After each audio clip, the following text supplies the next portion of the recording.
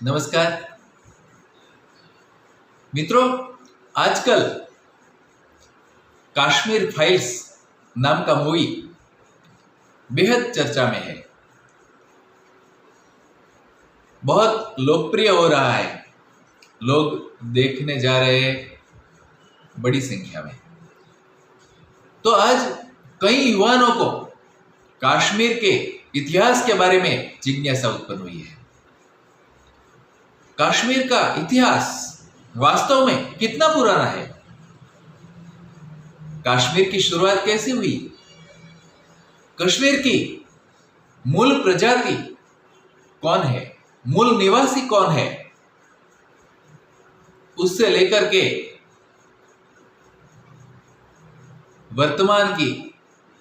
वर्तमान समय की कश्मीर समस्या तक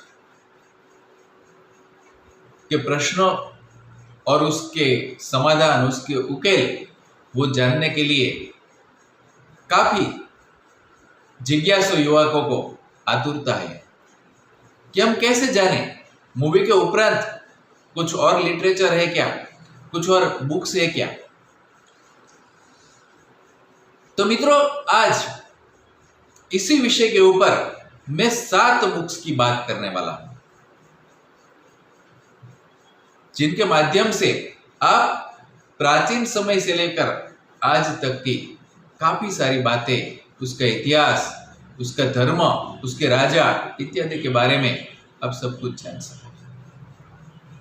चलिए बात शुरू करते हैं। मित्रों, आपको शायद पता होगा ना होगा, लेकिन कश्मीर के इतिहास के विषय में संस्कृत में भी पुस्तकें लिखी गई है। और ऐसा ही एक पुस्तक है नीलमत पुराण, जो कि बहुत प्राचीन समय में लिखा गया था। उसके लिए कुछ विद्वानों का मत ऐसा है कि वो ईसा की 6वीं या 7वीं शताब्दी में लिखा गया था, लेकिन कुछ विद्वानों का मानना है कि नहीं, वो तो ईस्वीसन पूर्व 1000 साल पहले लिखा गया था।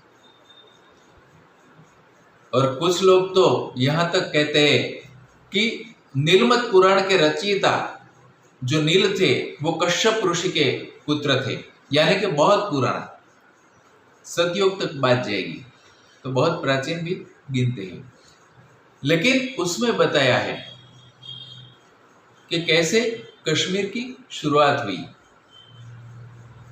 वहां पर जो कश्मीर की घाटी है इतनी बड़ी, कहते हैं कि वहां पर एक समय में पानी भरा बहुत बड़ा सरोवर था, जिसे सतीसर कहते हैं। और कश्यप ऋषि ने वहां से पानी निकालकर वहां ये सुरम्य घाटी बना दी। और मित्रों, आपको आश्चर्य होगा कि जियोलॉजिस्ट भी, भूस्तर शास्त्री भी इस बात का स्वीकार करते हैं कि एक बार वहां हजारों साल पहले वो पानी से भरा रहा होगा उस घाटी में। लेकिन संस्कृत के प्राचीन ग्रंथों में उल्लेख है कि वराहमूल, यानी कि आज का बारामूला, वहां की घाटी को काट के, वहां के पहाड़ों को काट के वहां से पानी निकाला गया था कश्यप ऋषि के द्वारा। और पहले प्राचीन नाम था वो कश्यप ऋषि की भूमि थी, और कश्यप मेरु नाम था, और कश्यप मेरु के नाम से आज कश्मीर है। तो बहुत अच्छी माहिती उसमें है, इतिहास संबंधित, पुराण संबंधित कथाएं और काफी रुचिकर कहानियां भी है साथ में। उसके बाद एक बहुत महत्वपूर्ण ग्रंथ लिखा गया, जिसे कहते हैं राजतरंगिणी। राजतरंगिणी, वो आप उसे ऑफिशियल हिस्ट्री की बुक जो संस्कृत में लिखी गई, ऐसा भी कह सकते हैं। राजतरंगिणी, राजाओं का इतिहास, या तो राजाओं के इतिहास के बहती नदी जिसमें तरंग उत्पन्न होते हैं। तो राजतरंगिणी पूरी संस्कृत में लिखी गई थी।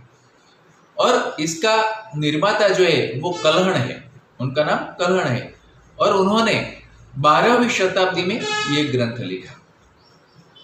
और कल्हण ने में उससे उनके पहले के 11 ग्रंथों की सहाय ली थी प्राचीन इतिहास लिखने के लिए, जिनमें से 10 पुस्तक अभी अवेलेबल नहीं है, क्योंकि जो बीच में इतिहास में ऐसा हुआ कि हिंदू धर्म पर जो आक्रमण हुए, मंदिर नष्ट किए गए, धर्म परिवर्तन करवाया गया, उसी तरह से जो पुराने ग्रंथ थे हिंदू धर्म के वो डुबा दिए गए, नष्ट कर दिए गए। लेकिन उन्होंने जो 11 ग्रंथों का उल्लेख किया है, उनमें से सिर्फ एक नीलमत पुराण अभी अवेलेबल है। तो ये जो राज तरंगिणी है उसमें 8 तरंग है, यानी कि 8 अध्याय है और 7826 श्लोक है। तो अगर उनमें देखा जाए तो पूरी इतिहास की बात क्रमबद्ध तरीके से लिखी है, एक एक तरंग के अंदर। जैसे कि पहले 3 तरंग है, उसमें बिल्कुल प्राचीन इतिहास लिखा है। 4 से 6 तरंग में कारकोट और उत्पल राज्य का, उसके वंश का वर्णन है, और 7वें और 8वें तरंग में लोहार वंश के राजाओं का इतिहास है, और बिल्कुल निष्पक्ष रूप से ये इतिहास लिखा गया है, पक्षपात रहित, सभी के गुणदोष बताए हैं और बहुत अच्छा वर्णन है। और राजतरंगिणी का 19वीं सदी में तो इंग्लिश में ट्रांसलेशन भी किया गया था। तो वो संस्कृत साहित्य में और विश्व के इतिहास साहित्य में भी बहुत अच्छा इतिहास ग्रंथ माना जाता है राजतरंगिणी। इसी तरह से मित्रों, मैं आपको एक इंटरेस्टिंग और बात बताऊं कि जो मूवी में कश्मीर फाइल्स में 1990 का जो नरसंहार है, जो अत्याचार है, जिसकी बात बताई गई है, उस समय वहां पर राज्यपाल थे जगमोहन मल्होत्रा। तो जगमोहन मल्होत्रा जी जो थे, उन्हें पद्म अवार्ड से पुरस्कृत भी किया गया है, पद्मश्री का अवार्ड दिया गया है। तो उन्होंने अपने अनुभव को जोड़ करके आत्मकथा के रूप में इतिहास जोड़ के समस्या, कश्मीर समस्या और उसके निवारण के ऊपर किताबें लिखी है, आर्टिकल्स लिखे हैं। तो उसकी बहुत ख्यातनाम जो पुस्तक है माय फ्रोजन टर्ब्यूलेंस इन कश्मीर, जिसके काफी अनुवाद भी किए गए, अशांत कश्मीर, चुनौतियां और समाधान, कश्मीर दहकते अंगारे, कश्मीर समस्या और विश्लेषण इत्यादि पुस्तकें बनाई गई। हाँ, उसका गुजराती अनुवाद भी प्राप्य है, कश्मीर थीजेला वमण। तो उसमें बहुत अच्छी तरह से ये सब पॉइंट्स बताए गए हैं। अगर आपको मिले तो आप जरूर पढ़िएगा, काफी सारी जानकारी है। इसके अलावा अशोक कुमार पांडे ने 2 पुस्तकें लिखी है कश्मीर के विषय में। एक है कश्मीर नामा, इतिहास और समकाल।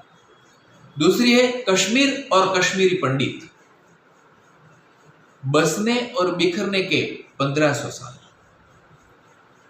तो ये दोनों पुस्तक में भी उन्होंने बहुत अच्छा प्रयत्न किया है और काफी लोगों ने उसे भी सराहना की। इसके अलावा एक पुस्तक है जिसका नाम है culture and political history of Kashmir, जिसके लेखक है PNK बामजाई, यानी पृथ्वीनाथ कौल बामजाई।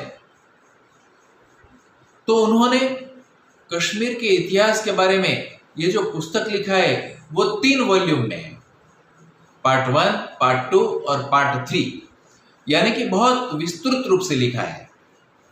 उसमें पार्ट 1 में एंशियंट कश्मीर के विषय में लिखा है, पार्ट 2 में मध्य युग के सारे घटना प्रसंग बनाव लिखा है, और पार्ट 3 में मॉडर्न कश्मीर के विषय में लिखा है। तो अगर आपको डिटेल में जानना है तो आप जरूर पढ़िए culture and political history of Kashmir. इसके अलावा एक जो पुस्तक है वो काफी लोगों ने सराहना की है, वो है राहुल पंडिता की पुस्तक our moon has blood clots. तो मैंने जो आखिरी 2 पुस्तक बताई, culture and political history of Kashmir and our moon has blood clots, दोनों के लेखक काश्मीरी पंडित हैं। तो आप उसे भी पढ़ सकते हैं कि उन्होंने क्या अनुभव किया। और our moon has blood clots, उसका अनुवाद भी किया गया है गुजराती में, जिसका नाम है अमारू रक्त रंजित वतन। तो अगर आप गुजराती में पढ़ना चाहते हैं तो भी आपको अवेलेबल हो सकती है।